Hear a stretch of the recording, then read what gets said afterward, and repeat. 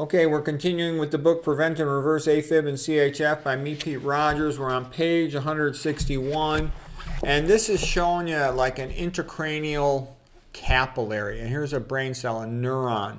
So here's a normal capillary. These are the red blood cells. Typical red blood cell is about 7 microns in diameter. Capillary is about 5 microns in diameter. So it has to deform a little bit to fit through. Okay, it means it has to fold back on itself, the red blood cell, to fit through because it's bigger than the capillary diameter. Little blue circles, and so that's an important thing. Red blood cells have to be flexible.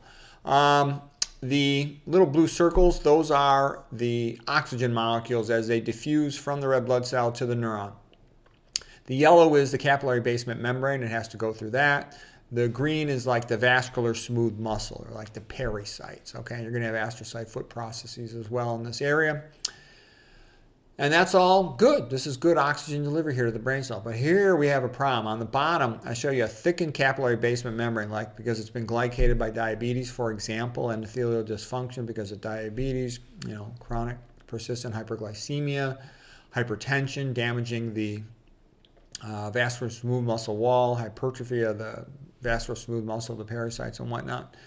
Anyways, the relevance of all that is, as you thicken the capillary basement membrane and the vascular wall in general, you increase the distance the oxygen has to travel to get to the nerves. And so you decrease the amount of oxygen. There's less blue circles down here than there is up here.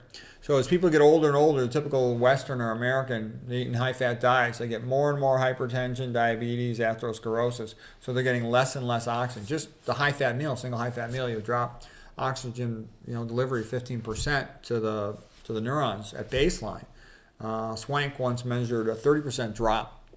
It's going to be worse with caffeine, worse with more sodium than just a high-fat diet. But you keep on dropping oxygen delivered to that neuron, you're going to decrease the ability to make ATP, to make energy. So it's very damaging to the neuron. And this is why, most Westerners, adults that I've seen in my life, and my internal medicine doctor buddies will tell me the same thing. Most of their patients over 60 are mentally slow. If you eat a high-fat diet, you're probably going to be mentally slow by after 55 years of age, definitely by after 60 years of age. The majority of persons, the vast majority of them, okay? So you eat a low-fat vegan diet, you can keep yourself mentally sharp into your 80s, maybe 90s. Look at Caldwell Esselstyn, how sharp that guy is. He's 90 years old, Same with T. Colin Campbell's about the same age. Same with Dr. Day was about the same age, okay?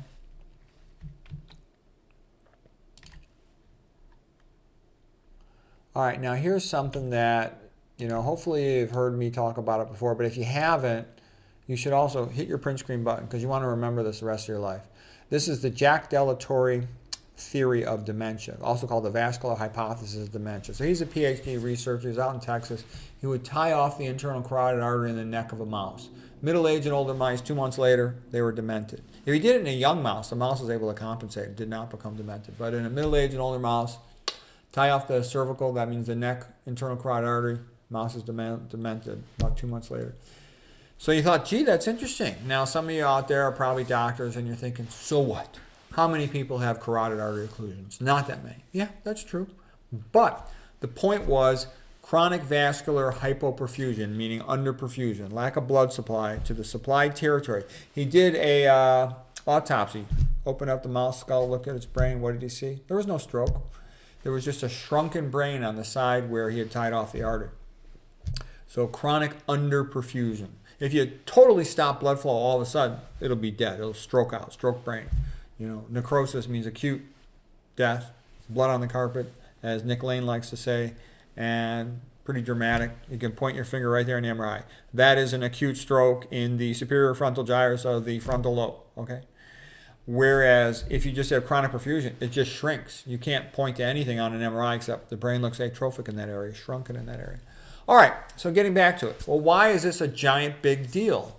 Because think about how many people have hypertension and they overtreat it. Why do you have a blood pressure in the first place? To get the blood against gravity to the top of your brain, your cerebral cortex.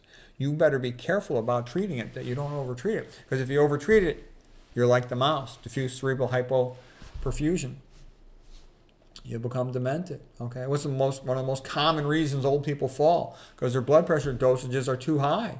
And so they don't have enough blood to their brain, they pass out. Okay. When you eat a high-fat meal, it sticks your red blood cells together, so your blood becomes thick like pumping a milkshake to the top of your brain rather than pumping water. Normal blood is easy to pump like water. If you eat a lot of sodium, you're vasoconstricted, clamped down, so now you're pumping thick blood, milkshake through narrowed arteries, pressure has to go up.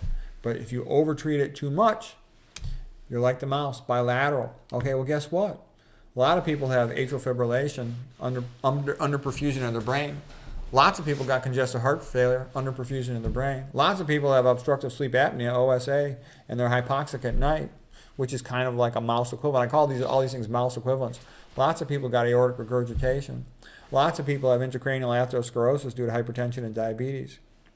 Hypertension and diabetes are what most Americans have in middle age, and those produce atherosclerosis in the heart, in the neck, in the brain, and they keep on giving less oxygen to the brain because of that. And it increases the risk of becoming demented. Lots of people have atrial fibrillation, have aortic regurgitation, aortic stenosis. The big one, though, is overtreated hypertension. That's super common. A lot of people are hypotensive in the operating room because they had a CABG, coronary artery bypass graft. My father had that. I slept with him in the ICU. I wanted to be there for him. And they ran him real hypotensive. I called the anesthesiologist. I'm like, why are you doing this? And he's like, well, we don't want him to bleed it as anastomosis where they plug in the grafts. And my dad was, I think, a lot healthier than the average CABG patient, and he came out of it just fine. But a couple years later, he was shoveling snow with a staccato motion, it sticks to the shovel, wet snow, and he had a stroke. He dissected his vertebral artery where it had been stapled, the lima to the LAD, left internal mammary artery, stapled to the left anterior descending coronary artery. He wouldn't have had that stroke if he hadn't had the CABG. He wouldn't have had the CABG if he'd have gone low-fat vegan, but he wouldn't listen to me. I wasn't as knowledgeable now as I was then. That was about 30 years ago. Now I would just kick his butt and say, no, you're not going for surgery. You're going low-fat vegan, and I'll kick your ass if you don't, okay? But back then I was kind of young, and I hadn't read enough. I knew, about Ornish. I didn't know about Pritikin. I didn't know about Esselstyn. But now I do, and I wish I had known back then. I would have prevented him from having a stroke. He was stroked out the rest of his life, which was for a long time. It was kind of sad.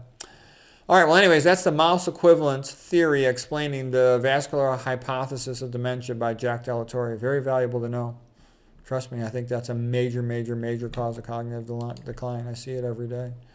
When I look at cognitive decline, demented brains, what do I see? I see atrophic brains almost all the time. Here's a paper, by the way, what I was just talking about a moment ago. Antihypertensive medications in serious fall. Most of these old people are falling because they take too high blood pressure dosages. And why are they taking such high dosages? Because the drug companies who pay the big name medical centers to write the studies keep on saying lower the threshold to treat, lower the threshold to treat. Why? Because they care about the patients? No, the patients are pros, they're pieces of crap, they have no money, nobody gives a rat's tail about stupid patients, okay? It's because the lower the threshold, the more pills they can sell. You got to stop thinking that this has anything to do with improving outcomes. This is all related to how can you sell more drugs, okay? And the Ivy League docs are a bunch of sellouts. Why do they sell out? Because if they sell out, they get more grant money. They get promoted. Why do people promote olive oil? Because they get paid a lot of money. Some docs are being paid over $1 million a year to promote olive oil, okay? And if you do the right thing and tell the truth, you get nothing. And not only do you get no money, you get shadow banned, you get ostracized, okay? There's a lot of money in lying. There's no money in truth. Okay, and everybody thinks it's like TV, oh, the good guys always win. No, they don't. The truth usually loses. The good guys usually lose in terms of finance and fame, okay? But they have peace of mind for having done the right thing, okay, which is a good thing. Here's Jack Della Torre's book, and it's a very good book, Alzheimer's Turning Point, and he's absolutely right what he's telling you. This is a major, major, major, major contributor to cognitive decline. He thinks that's what happened to Ronald Reagan. After Ronald Reagan, took one and he was bleeding, he was hypotensive, and then after that he became demented, gradually became demented. He thinks it was from that hypotensive episode, and it very well might have been. Okay, we're going to stop for there today. I hope you found that helpful.